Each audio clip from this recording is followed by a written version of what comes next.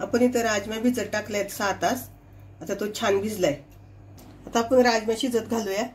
1 वाटीला मी 1.5 वाटी पाणी ठेवलंय। कुकरचं झाकण लावून शिजवून घेऊ। आपण कडे 2 चमचे तेल घेतलंय। त्यामध्ये 2 तेजपत्ता, 1 मोठी वेलची आणि 1 दालचिनीचा तुकडा परतून घेऊ।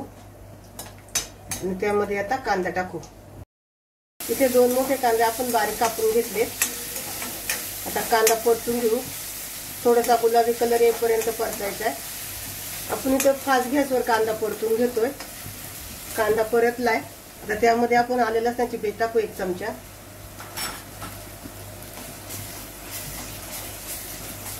आपला कांदा परतून झालाय।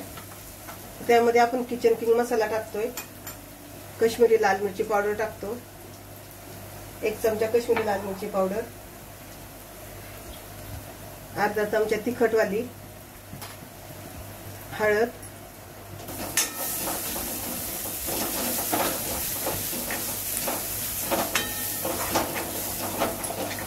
एक चमचा धनिया पावडर आणि चवीनुसार मीठ। हे मिक्स करून घेऊ। हे मी बारीक गॅस करून परतवते।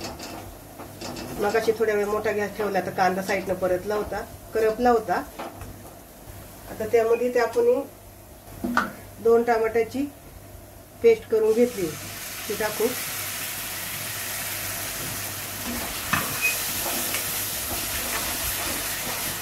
टमाट्याची पेस्ट टाकल्यानंतर त्याला तेल सुटेपर्यंत आपण परतून घेऊ। मीडियम गॅसवर परतायचं।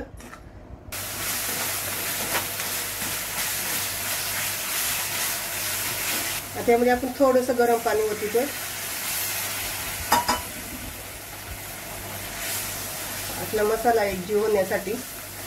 आणि आता इथं आपण बारीक गॅसवर 2 मिनिटांसाठी झाकण ठेवणार आहे। आपण झाकण काढू। छान तेल सुटले सगळीकडून।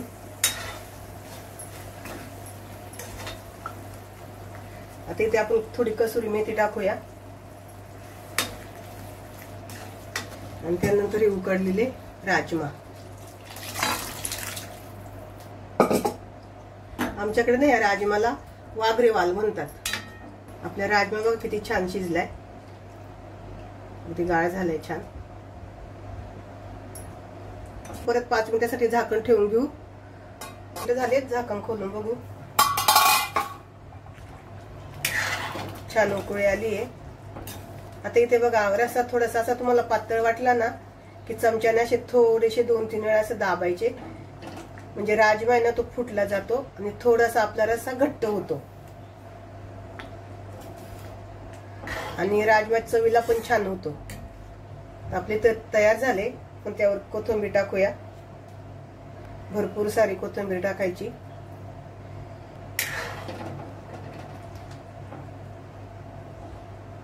आपला राजमा तयार आहे। गॅस बंद करू।